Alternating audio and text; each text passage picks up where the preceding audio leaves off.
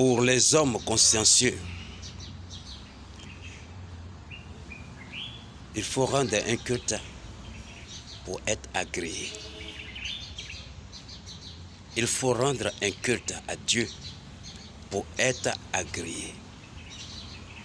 Et c'est lorsque on est justifié qu'on est en paix avec Dieu. Quand tu es justifié, que tu es en paix avec Dieu, cela veut dire que tu es agréé. Alors, pour rendre un culte, il faut savoir que le culte est nécessaire lorsque tu es convaincu que ce culte que tu rends, tu as la connaissance de savoir le faire. Il faut avoir la connaissance de savoir le faire et ton culte sera agréé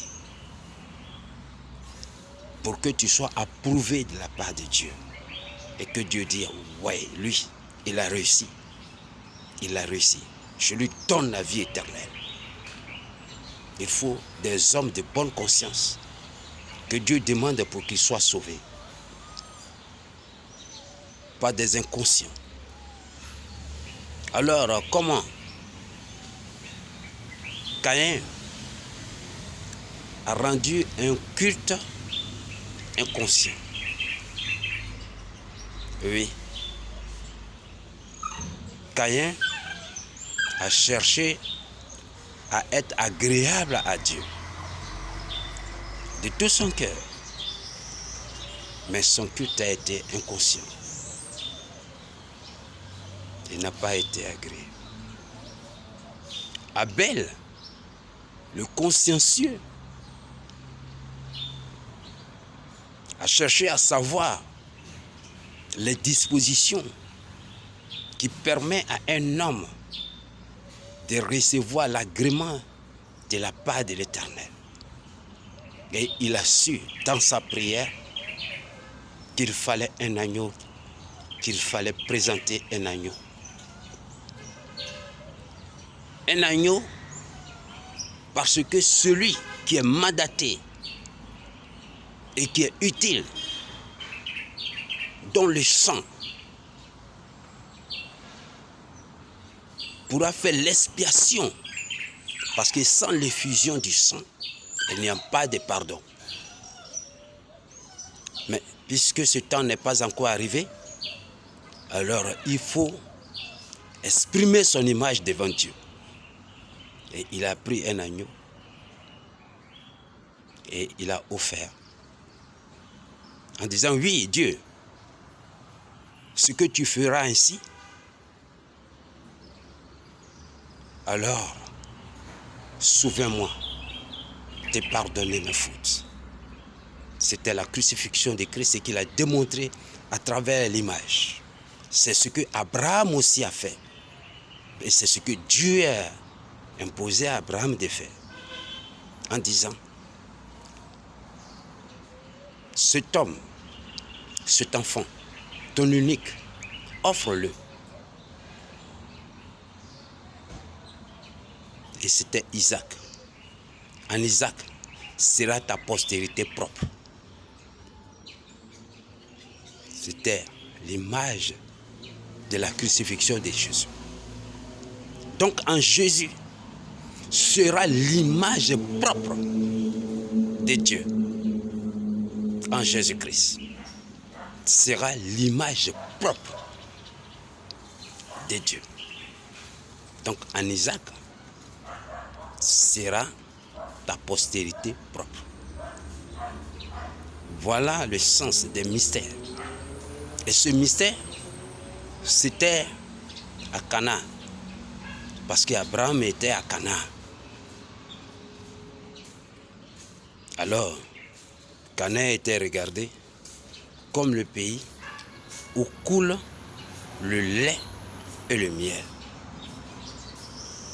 C'est pourquoi Dieu a dit à Abraham, ce n'est pas ton héritier n'est pas cet enfant de la fille égyptienne.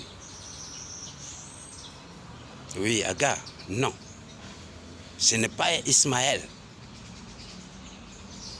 Ta postérité propre sera l'enfant qui sortira de Sarah, ta femme.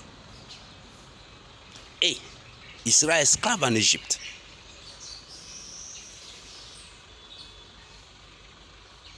Il sera d'abord esclave en Égypte. C'est l'image de l'homme qui est né et qui a hérité une vaine vie comme le péché que nous sommes. Donc l'enfant doit aller en Égypte pour subir l'esclavage. Quiconque vit et manifeste des actions impures comme péché, il est esclave. Or, esclave ne peut pas demeurer dans la maison de Dieu. Il ne demeure pas longtemps dans la maison de Dieu. Donc, Dieu avait rejeté Adam et Ève parce que Dieu n'aime pas le péché. Alors, chacun est appelé à rendre un culte, c'est-à-dire revenir à la gloire de Dieu, puisque nous en sommes privés de cette gloire. Donc si tu es né et que tu n'es pas conscient, va donner ton argent au pasteur, faire tout ce que tu veux. Mais cela n'engage que toi seul, mais ne peut pas te purifier si tu n'es pas dans la direction du plan de Dieu. Dieu n'est pas comme un homme. Non, Dieu n'est pas comme un homme. Il a ses règles. Il a ses règles. Et c'est celui qui sait faire qui est approuvé. C'est pour cela que quand tu rends un culte à Dieu, fais de telle sorte que tu sois approuvé. Alors, ne cherchez pas à vous tromper en disant « Moi je suis chrétien, moi je suis pasteur, moi je suis prophète, j'ai des puissances, j'ai des forces. » Non. Sachez rendre le culte. Comprenez d'abord c'est quoi le culte. Pour rendre un culte, il y a des dispositions. Dieu a mis les dispositions en place. C'est mystère, c'est le temple. Parce que sans le temple, la purification ne peut pas se faire. Sans l'autel, la purification ne se fait pas. Donc, alors, le temple céleste est le seul moyen qui purifie. Ce n'est pas le temple terrestre, ni ce n'est pas le sang des animaux. Aujourd'hui, les gens tuent les animaux pour être agréables à Dieu. Non. Le sang pur, sans tache ni ride, c'est ce qui transforme l'âme, donne la vie à l'âme et ramène l'âme à manifester la gloire de Dieu par les œuvres de la foi, par la justice qui vient de la foi. Alors, Jésus-Christ, notre Seigneur, a été élevé dans le ciel. Et le souverain sacrificateur qui permet de faire l'expiation des péchés. Quand on dit l'expiation des péchés, c'est-à-dire ôter nos péchés. Donc le sang versé amène Dieu de reconnaître, oui je pardonne, oui je pardonne, mais il faut que le péché qui est en toi soit expié. Or, sans la justification, tu ne peux pas être expié. Pas parce que le sang de Jésus est versé que tu as expié. Non! Parce que toi, tu dois être une offrande. Pour dire, je veux être renouvelé par la main du souverain sacrificateur. Pour que je sois agréé par Dieu. C'est le culte qu'on rend dans son esprit. Paul dit, le culte que je rends à Dieu dans mon esprit. Parce que chacun est appelé à rendre le culte à Dieu dans son esprit. Cela est très important. Je disais oui. Il faut un bon sens d'abord. Et le rôle des 5 ministères, c'est-à-dire le rôle de ceux que Dieu appelle pour servir à sa table, leur rôle, c'est d'amener l'esprit des hommes à prendre conscience et qu'ils reviennent à leur bon sens. Il faut revenir au bon sens. Quand tu es revenu au bon sens, alors tu peux comprendre simplement la voie que Dieu a mise en place. Oui. Donc, le tabernacle céleste et le souverain sacrificateur est vivant. Alors, nous nous rendrons à lui et il fait l'expiation de nos iniquités. Il fait l'expiation de nos iniquités.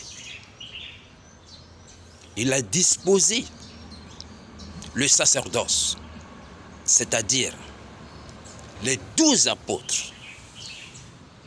Les 12 apôtres sont des fondements. Sont les fondements de l'Église. Et la lumière qui brille par ces fondements-là, il faut recevoir exactement ce que les apôtres ont enseigné ou ont écrit. Paul dit, soit par leur parole, par leur écrit. Le but, c'est pour notre édification. Non. Il faut être édifié par l'enseignement des apôtres.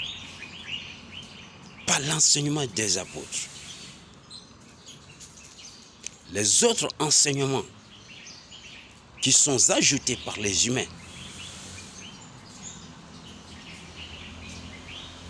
ne viennent pas de l'Éternel. Les enseignements qui sont faits par les êtres humains luttent contre la voix du Seigneur. Alors, il faut comprendre que tu es appelé à être justifié pour avoir la paix avec Dieu. Donc, les élus peuvent réussir parce que cette promesse est pour les élus. Et pour les élus. Et les élus, lorsqu'ils reçoivent la connaissance de la vérité, cette connaissance est la lumière qui est sortie de la bouche des apôtres et qui illumine les yeux de tous les membres, y compris nous aussi. À cette lumière, alors c'est cette lumière qui te donne le pouvoir de devenir enfant de Dieu. Et quand tu es devenu enfant de Dieu, tu t'as fermé. Et si tu as fermé, alors tu es justifié. Tu deviens libre. Tu es en paix avec Dieu. C'est-à-dire le péché, aucun péché ne te contrôle parce que tu es devenu maintenant mature. Tu es justifié. Tu es devenu mature. Tu as l'expérience de la justice de Dieu. Et quand tu as l'expérience de la justice de Dieu, tu n'es plus esclave du péché. Voilà les choses qui sont à entendre, à comprendre. Alors, toutes les églises qui sont formées par les hommes ou qui sont créées par les hommes, je vous dis la vérité, je suis désolé. Je suis désolé. Ce n'est pas l'église de Dieu. Et cela ne vous sauvera jamais.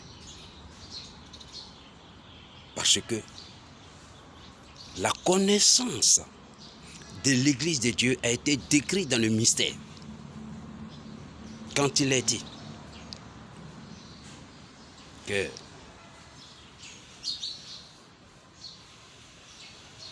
à Israël, le miel, le lait et le miel, c'est le mystère. Et Jésus a dit que tout est accompli. Tout est accompli. Donc, tous ces moyens qui étaient des images, parce que le mystère, c'est les images, tout est accompli, c'est-à-dire que c'est rentré maintenant en vigueur. Le vrai tabernacle a été institué, c'est le ciel, où Jésus-Christ est le souverain sacrificateur établi.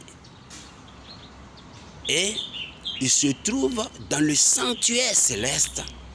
Et l'église se trouve dans le tabernacle.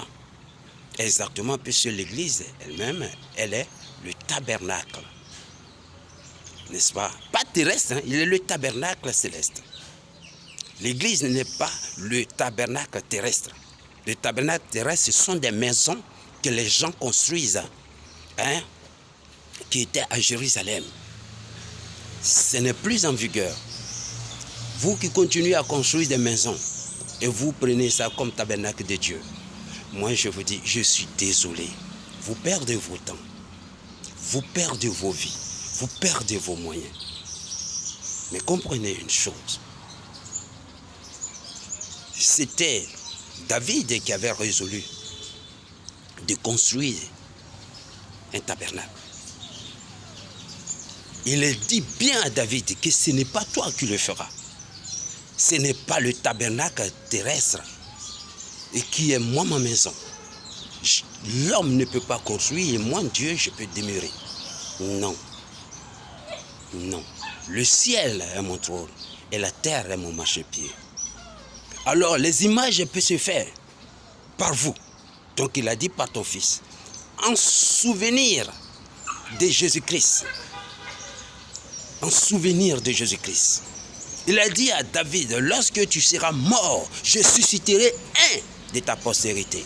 Alors, or, c'est David qui a lui-même nommé Salomon pour être le roi et encore construit et qui lui a donné les dimensions. Mais par contre, quand il disait à David, il dit, lorsque tu serais mort, je susciterai un. Il parle simplement de Jésus-Christ. Donc, le vrai tabernacle, que Dieu dit, je te bâtirai une maison qui te sera assurée. Alors, voilà ce que Dieu disait. Voilà ce que Dieu disait à David. Et David a reconnu que Dieu ne vit pas dans une maison faite de mains d'homme. Même Salomon en le faisant, construisant cette maison. Est-ce que Dieu est-il un homme pour habiter dans une maison faite de l'homme? Non. Ce sont que des images. Mais quand la réalité vient, c'est plus les images qu'on regarde. on maintenant manifeste le véritable culte, puisque le culte parlait de nous. Le vrai culte, c'est ce que nous avons aujourd'hui. Et David a dit à Dieu, les choses que tu as désiré faire, ou que tu désires faire, tu daignes me faire connaître comme à un homme. Vous comprenez? David a dit ça. C'est pourquoi quand vous lisez, vous ne distinguez pas. Vous êtes dans la tradition. Vous livrez qu'au mystère. Or, les mystères sont des représentations des choses. Mais et la réalité? Et la réalité? Vous oubliez que Jésus est vivant. Vous oubliez que le tabernacle céleste elle est ouverte.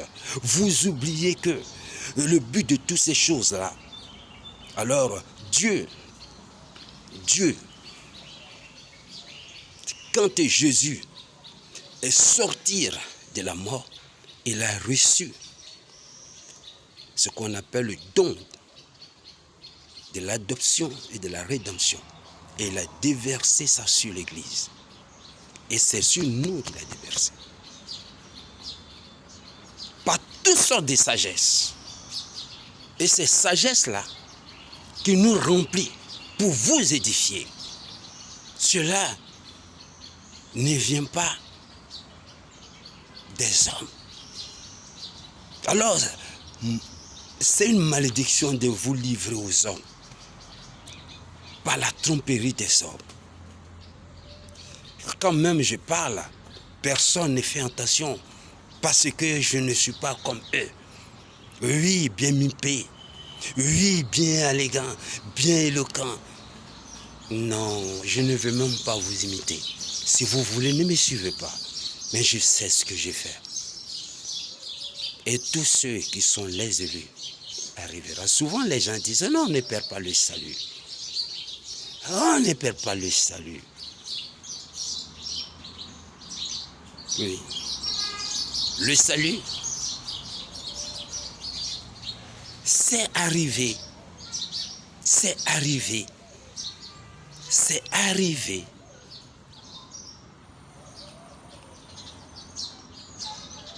À la fin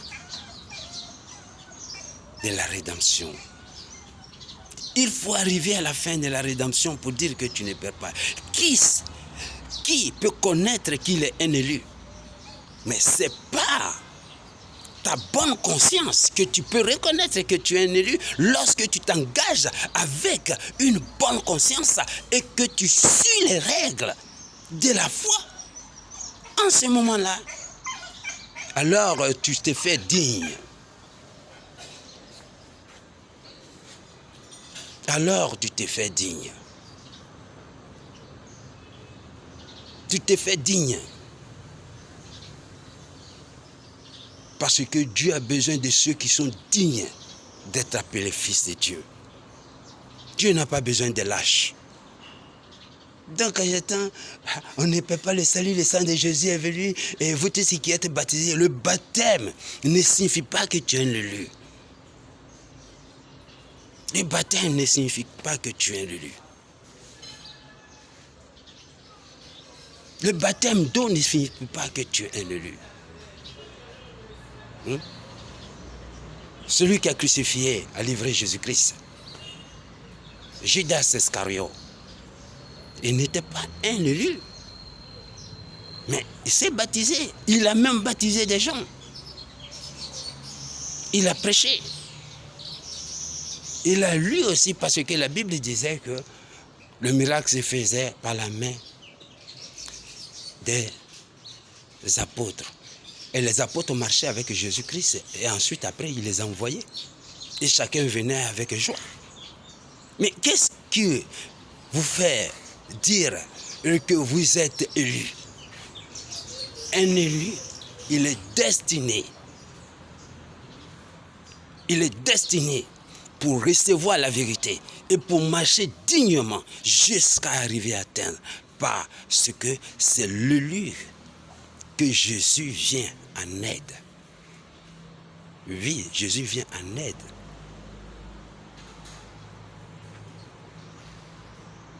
Donc, c'est pour cela qu'il disait, lorsqu'il manifestait, n'est-ce pas, ce qu'on appelle le mystère, parce qu'il était encore dans la chair, il dit, allez vers les enfants de la maison d'Israël perdus. Voyez-vous, quand il dit aller vers les enfants de la maison d'Israël, mais les enfants qui sont perdus. Pour autant, tout Israël ne connaissait pas Jésus.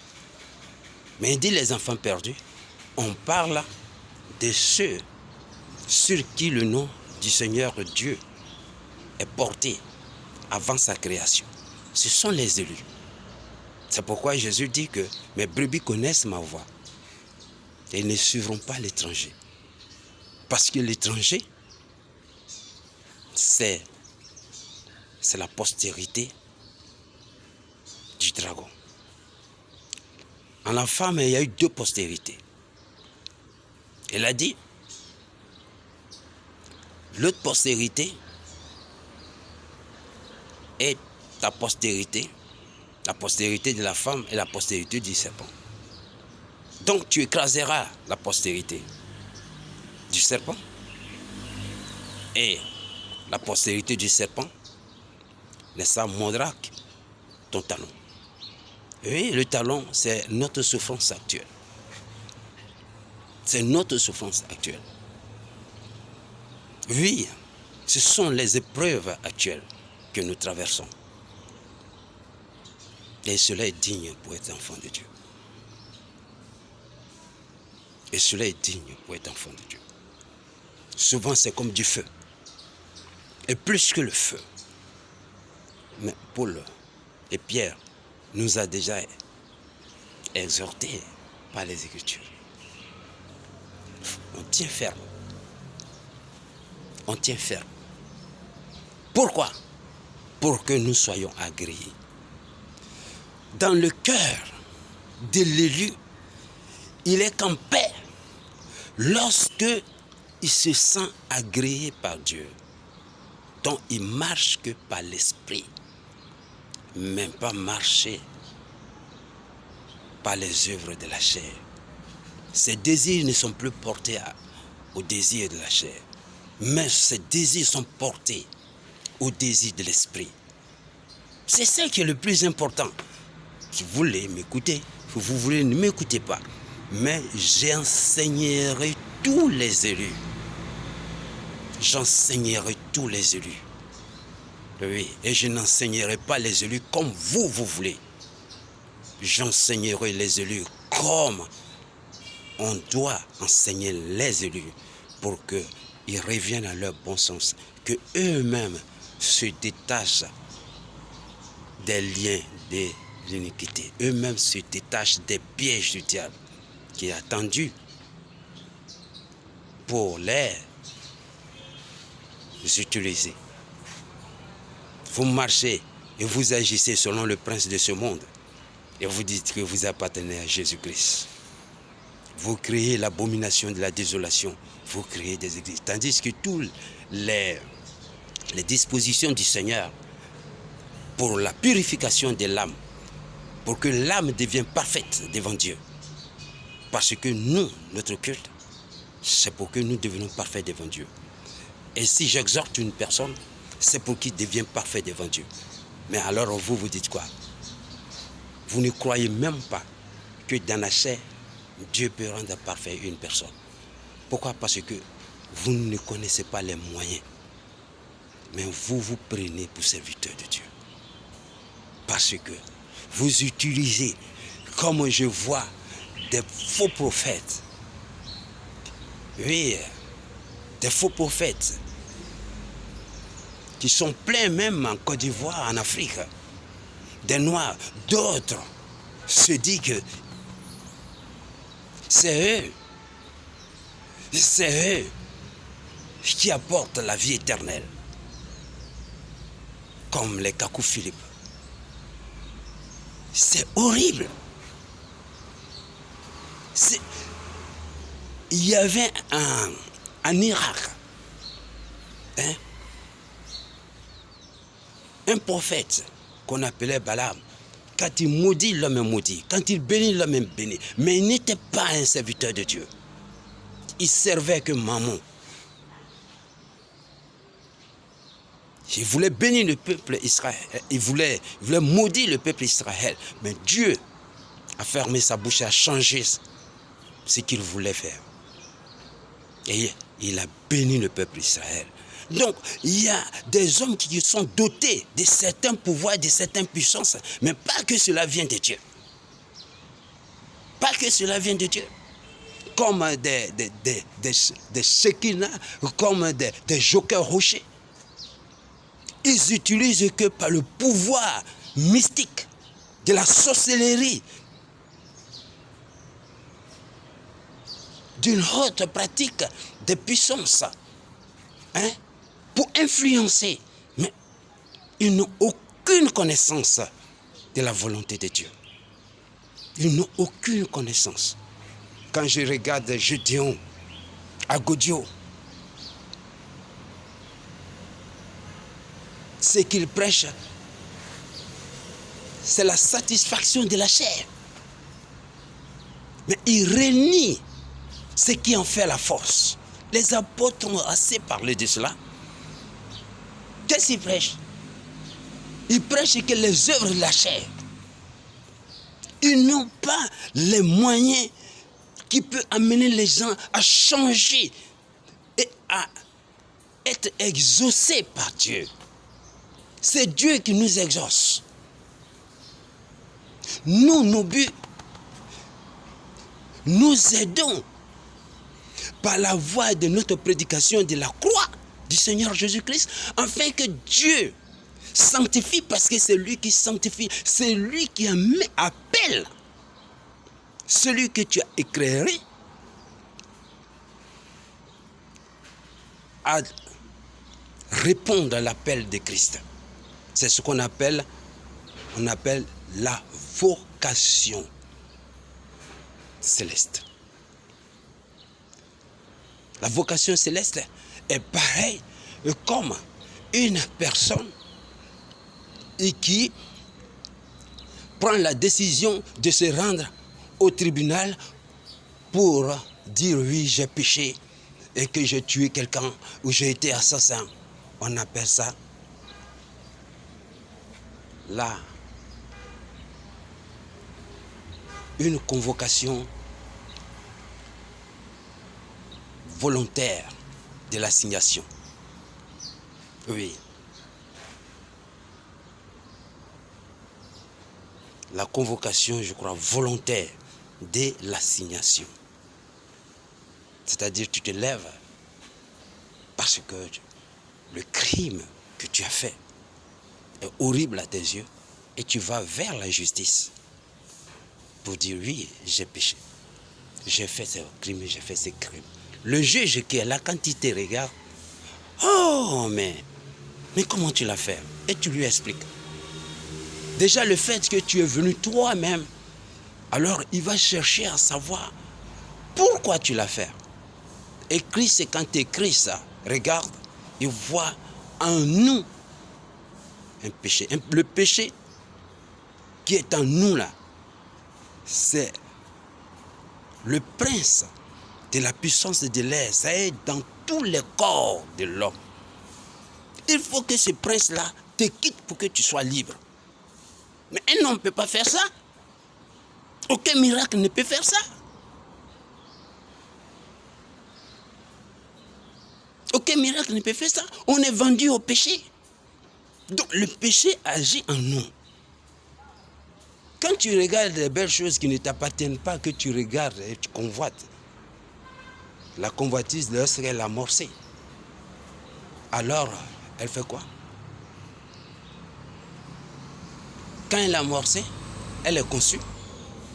Et après, maintenant, tu enfantes. Et voilà comment tu meurs. Mais comment Dieu doit ôter ces choses-là? C'est pour ça qu'il a mis ce qu'on appelle le culte. Mais il faut connaître le plan. Donc si vous voulez comprendre cela, c'est à vous de m'appeler Et je suis disposé pour vous. Ce n'est pas votre argent qui m'intéresse, celui pour qui je travaille. Je veux qu'il m'agrée. Et je vais être agréable à son service pour que vous soyez excellents à ses yeux. Voilà ma prière. Tout le reste, c'est que nous devons être ensemble et qu'il purifie nos cœurs et que notre amour soit sincère entre nous et que nous ne fassions pas du mal entre nous les uns les autres, plutôt que nous nous aidons, nous nous aimons, nous soyons un, d'une seule âme. Voilà ce que Dieu, voilà ce que il condamnera son Église. Parce que ce que vous avez créé comme Église, d'ailleurs, vous divisez. Parce que chacun fait pour lui. Nous sommes appelés à la réconciliation. Pour que nous soyons un. Abidjan, nous tous Abidjan, nous sommes un. Nous sommes appelés à nous réunir ensemble. Si nous sommes à Koumassi, on peut se réunir à Koumassi ensemble. Si nous sommes à Makori, on se réunit à Makori ensemble. Si nous sommes à Abidjan, on peut même dire, bon, on va prendre un jour, nous tous, on va se réunir et on va communier, on va s'aider les uns et les autres. Et c'est comme ça. Et qu'on établit sur l'église l'évêque. C'est-à-dire quoi? L'évêque, c'est celui qu'on remarque parmi nous. Comme Paul a dit à Timothée. Je ne vais pas citer pour rendre trop la chose. Vous voyez, dans l'église, il n'y a pas de pasteur qui dirige l'église. Je n'ai jamais vu. De qui votre pasteur vient que des institutions, des philosophes. Le père des philosophes, au fait, de la théologie, c'est Origène. Origène est le père de la philosophie. Même, comme on appelle, pas de la philosophie, de la théologie. C'est un philosophe. Il y a des philosophes qui commençaient, avant même l'arrivée du Seigneur Jésus-Christ, traduisaient déjà la Torah. Les philosophes, ils traduisaient déjà la Torah. Il y a des philosophes qui ne croyaient pas à Dieu, comme Voltaire. Lui ne croit pas. Lui ne croit pas. Donc, ce philosophe Origène a dit, bon, il faut revenir à chercher l'histoire et essayer de critiquer pour trouver la voie normale des chrétiens. Mais c'est des pensées humaines, c'est la sagesse des hommes qu'on appelle la théologie. Or, Pierre a dit qu'il n'y a pas d'interprétation particulière. Moi, je ne veux pas suivre vos systèmes. Christ est là vivant. C'est lui qui nous a donné le don qu'on appelle le don d'adoption. Veut dire quoi? Veut dire nous instruire. Et il est vivant. Les gens croient qu'en tuant les chrétiens, même si vous m'assassinez, ça va toujours continuer. Parce que personne ne peut détruire l'esprit. Personne ne peut détruire le ciel. C'est le vrai ciel qui est le tabernacle. Vous toujours continuez à construire des tabernacles, cherchant à récupérer les moyens qu'on doit mettre à la disposition. Soit en Côte d'Ivoire, on investit ça dans les temples. Quoi, on peut appeler basilique, puis il y a des maisons que l'argent qui sert pour que la population puisse se nourrir, c'est malheureux pour vous. C'est malheureux. Et ils pensent que c'est lorsqu'ils font ça, ils vont aller au ciel. Ils se trouvent en enfer parce qu'ils n'utilisent pas leur conscience. La personne la plus importante au monde, parmi toute la création, c'est l'être humain. Essaie d'aider les êtres humains dans les choses que tu as. Par les choses que tu as. Apporte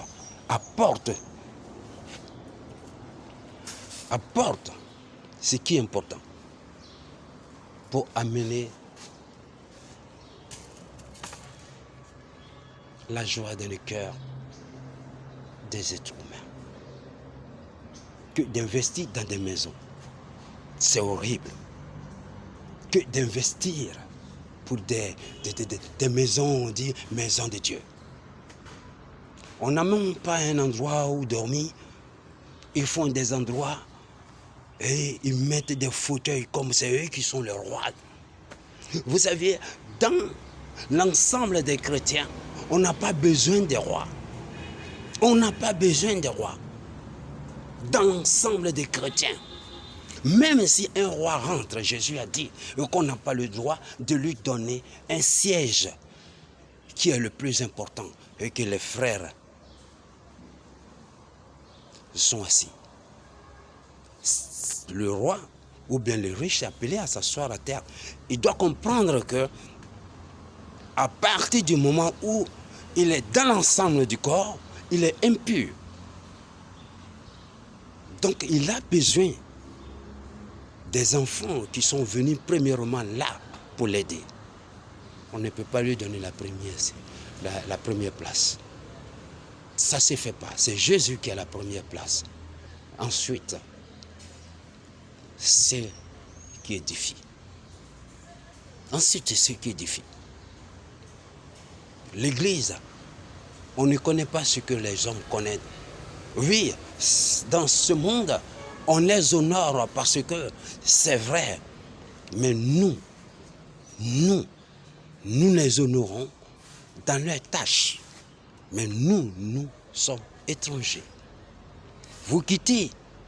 Ici, vous allez faire votre pèlerinage. N'est-ce pas? Oh, le pèlerinage. Nous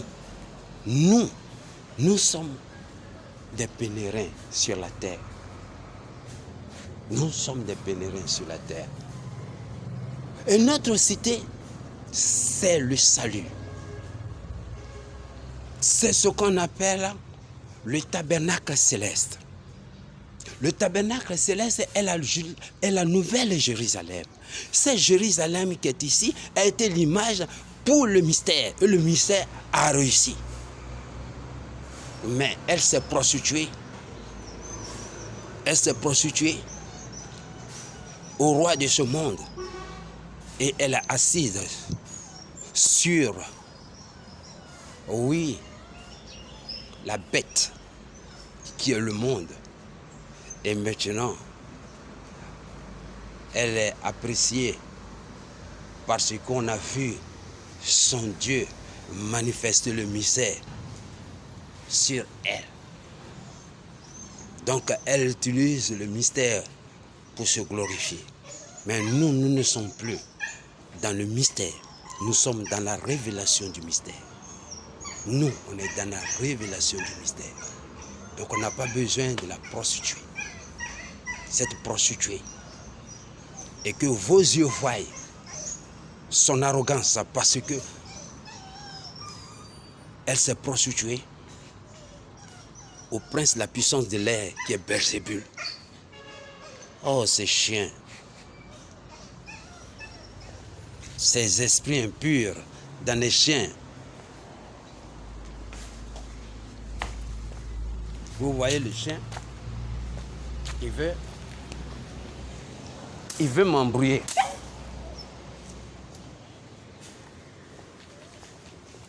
Donc, que la paix de Dieu soit avec vous.